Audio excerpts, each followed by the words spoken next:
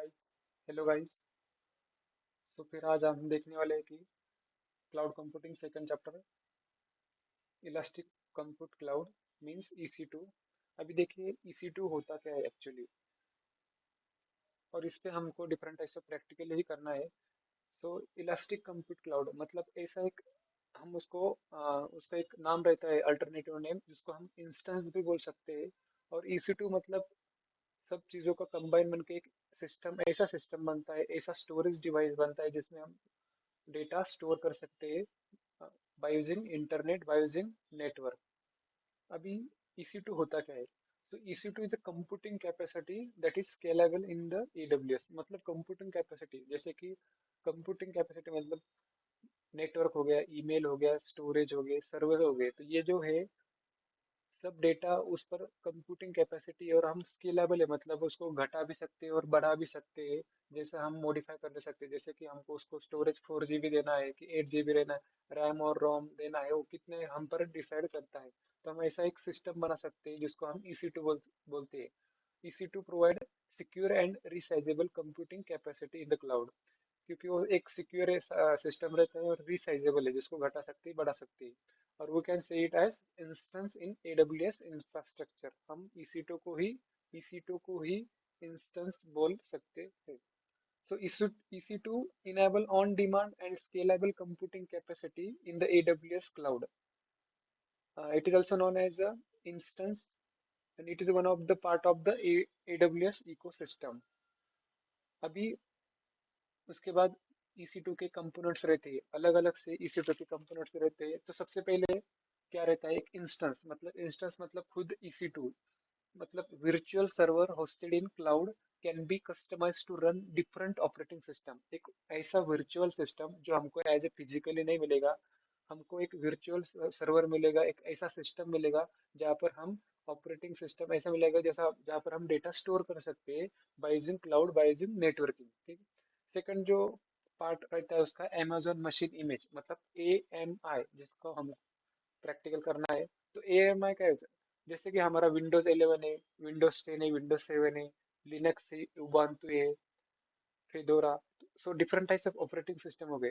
तो सेम जो EC2 है उसको एक ऑपरेटिंग सिस्टम रहेगी, या तो हम उबंटू दे सकते हैं, या तो माइक्रोसॉफ्ट विंडोज कुछ भी दे सकते हैं, लिनक्स दे सकते हैं। तो हम हमारे डिपेंड है, उसको स्केलेबल बना सकते हैं। तो AMI मतलब Amazon मशीन इमेज, जहाँ पर हमको उबंटू, लिनक्स, विंडोज सिलेक्ट करना है। ठीक है। उसके बाद है इलास्टिक ब्लॉक स्टोरेज, जो कंपोनेंट्स है of second components of EC2 और इंस्टेंस। तो EBS क्या होता है, इलास्टिक ब्लॉक स्टोरेज क्या होता है? जैसे कि मैंने अभी बात की कि हम रैम और रोम स्केलेबल रिसाइज कर सकते हैं। तो जो हम स्टोरेज दे रहे हैं EC2 को, तो वो स्टोरेज एक EBS हो गया, उसको बोलते हैं इलास्टिक ब्लॉक स्टोरेज, जो आपको प्रैक्टिकल में क्लियर होगा। उसके बाद थर्ड कंपोनेंट से EC2 का की पेयर्स।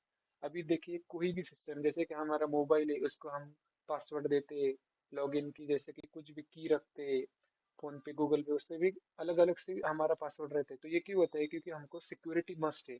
तो इसीलिए हम EC2 जो सिस्टम बना रहे, जो इंस्टेंस बना रहे, एक क्लाउड कंप्यूटिंग का जो बना रहे, उसको कोई भी नहीं एक्सेस करना चाहिए। इसीलिए हम की जनरेट करते हैं जो सिक्योरिटी के लिए यूज होते हैं। तो थर्ड जो कंपोनेंट है EC2 का, उसको बोलते हैं की पेयर, मतलब key pair are use for secure access to EC2 instance. और लास्ट वन जो रहता है लोड बैलेंसिंग। अभी एक्चुअली लोड बैलेंसिंग क्या होता है? तो वो लोड हैंडल करता है, पर हाउ डज लोड बैलेंसर, मतलब वो लोड कैसा ये करता है, लोड हैंडल कैसे करता है? तो it handle the load of EC2 instance, पर कैसे? तो मैं आपको बताता हूँ। जैसे कि ये डायग्राम है, इसमें देखिए एक क्लाइंट है और ये EC2 सर्वर है। जैसे कि ये Amazon सर्वर, जहाँ पर डेटा सेंटर है। जैसे कि हमारे नज़दीक में हमारा एक मुंबई में, इंडिया में मुंबई और दिल्ली में हमारा क्लाउड कंप्यूटिंग के सर्वर है, स्टोरेज है, जहाँ से हम डेटा स्टोर करते हैं, जहाँ से डेटा एक्सेस करते हैं, CRUD ऑपरेशन करते हैं। तो ये जो क्लाइंट है ये हम है, और ये जो सर्वर है, यहाँ सपोज ऐसे माने कि ये मुंबई की जो सर्वर है जहाँ पर हम डेटा स्टोर करते हैं। तो जो बीच में हम इंटरनेट के थ्रू, हम वायर से कनेक्टेड नहीं, हम इंटरनेट के थ्रू करते हैं, इसीलिए कंप्यूटिंग सर्विस उसको बोला गया है। तो लोड बैलेंसर क्या करता है? हमारा लोड हैंडल करता है। जैसे कि ये जो क्लाइंट है, अगर ये इसको रिक्वेस्ट भेज रहा है सर्वर को, और ये हैंडल नहीं कर पा रहा, तो वो क्या करेगा, उसको डिवाइडेशन करेगा उस लोड को, उस रिक्वेस्ट को। जैसे कि रियल लाइफ एग्जांपल बोले तो, जैसे कि स्टूडेंट है और वो क्या करते हैं, जैसे कि उस उनके कॉलेज का रिजल्ट देखते हैं, यूनिवर्सिटी का रिजल्ट देखते हैं, तो कभी कभी वो जो सर्वर है वो डाउन हो जाता है। क्यों हो जाता है? क्योंकि मल्टीपल रिक्वेस्ट आने से वो सर्वर डाउन हो जाते हैं। इसीलिए वो कुछ काम करने के लिए जरूरत नहीं। पर ऐसा जो सर्वर डाउन होने के जो बेस्ट प्रैक्टिस नहीं हमारे क्लाउड कंप्यूटिंग में, तो इसीलिए इस ऐसा न होने के कारण हम लोड बैलेंसर इम्प्लीमेंट किया है। इस वजह से वो लोड हैंडल करता है और कभी भी आपका सर्वर डाउन नहीं होगा, क्योंकि उन्होंने बोला है कि 24/7 आप उसका एक्सेस कर सकते हो। तो ये होता है हमारा लोड बैलेंसर। तो ये सब चीज़ें जैसे कि Amazon इमेज, EL,